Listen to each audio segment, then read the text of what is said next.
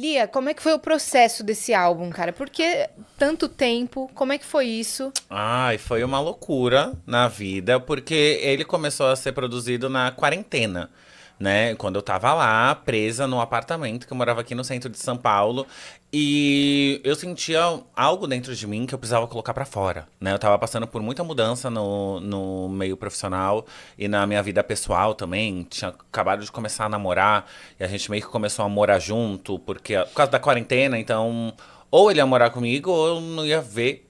É. A gente não ia ter contato, porque a gente não sabia o que estava acontecendo. Eu tava com medo de morrer, né? Que essa E a é a gente não se realidade. visitava mais. Exato. Então, era muita coisa acontecendo e dentro de mim eu ficava em dúvida do que ia ser o futuro, né? Principalmente pra gente. Principalmente não, pra todo mundo, mas pensando na minha área da música, porque assim, não existe shows sem aglomeração. Né? Então, era muita coisa dentro de mim. Eu comecei a conversar comigo mesmo. Eu falei, quer saber? Vou fazer música, que é o que eu sei fazer. E saí falando com os meus amigos, produtores, o Thay, a galera da Hitmaker. O Thay me apresentou alguns também. E as coisas foram surgindo. Ele me apresentou um compositor maravilhoso que se chama Renato Messas, que inclusive um beijo, se não fosse ele, esse álbum não existiria. E a gente começou a produzir.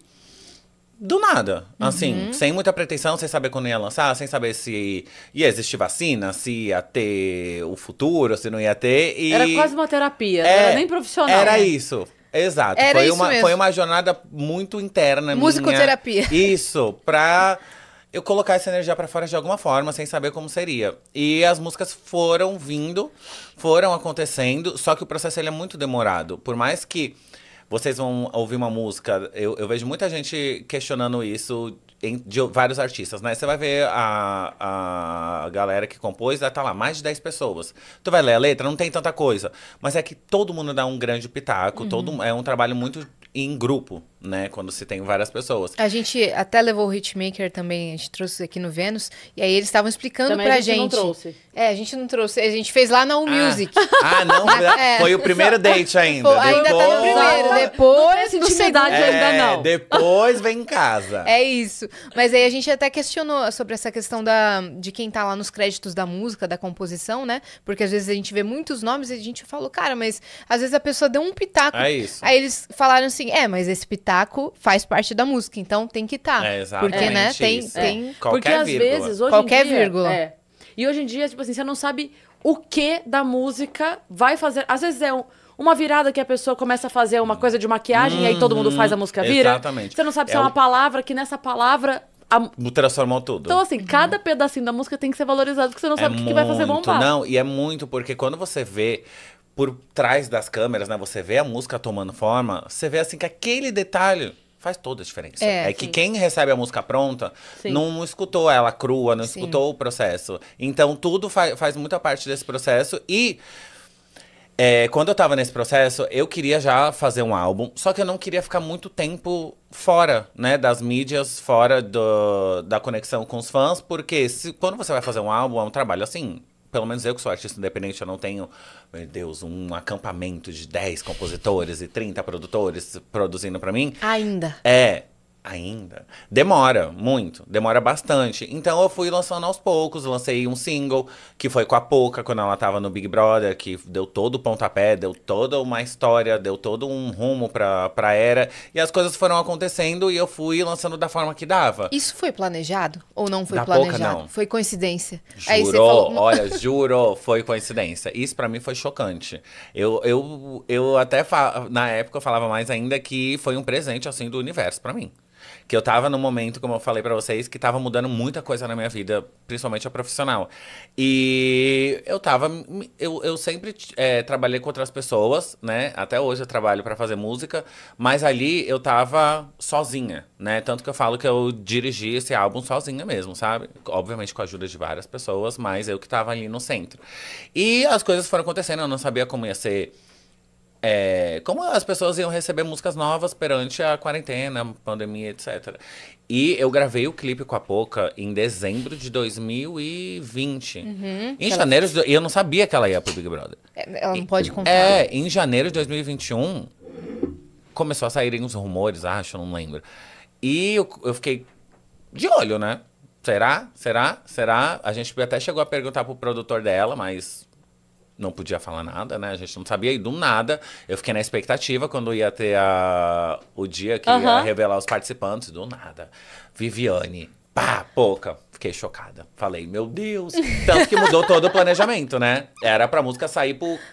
Era carnaval? Não, porque não tinha carnaval. Mas era pra sair antes. Sim. Era pra sair antes. Então a gente segurou.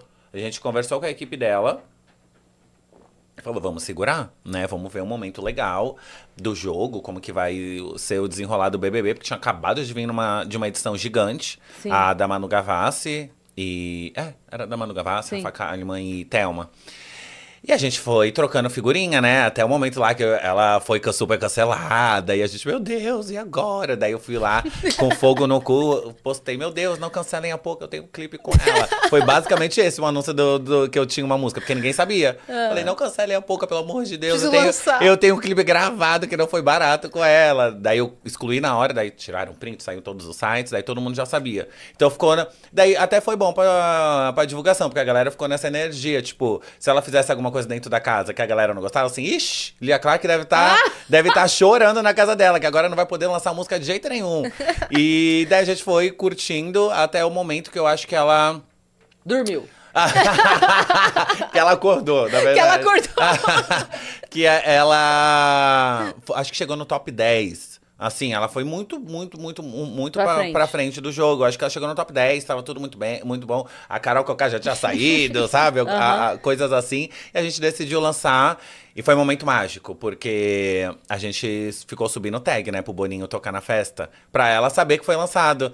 E a gente ficou com medo, porque não pode ter informação daqui de fora, mas ele tocou. Ele tocou, daí teve eu lembro vídeo disso. dela super emocionada. Pulando, minha música gritando. com a Lia! Uhul!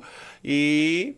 a partir daí, eu lancei outro single, que se chama Sentadinha Macia, e lancei a primeira parte do álbum, que daí foram 6 faixas juntando essas duas, e saí em turnê, daí já não tinha mais quarentena. Aí eu me joguei, e aí foi ano passado, inclusive foi perfeito, ano passado, galera do evento, volte pro ano passado.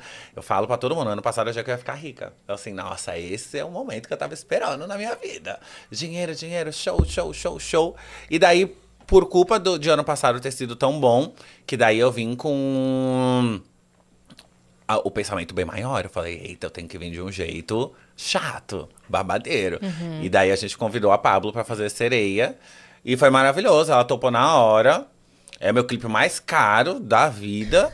Que eu falei, tem que ser, né? Você gasta tudo com clipe e show, né? Você investe tudo que você tem. E álbum.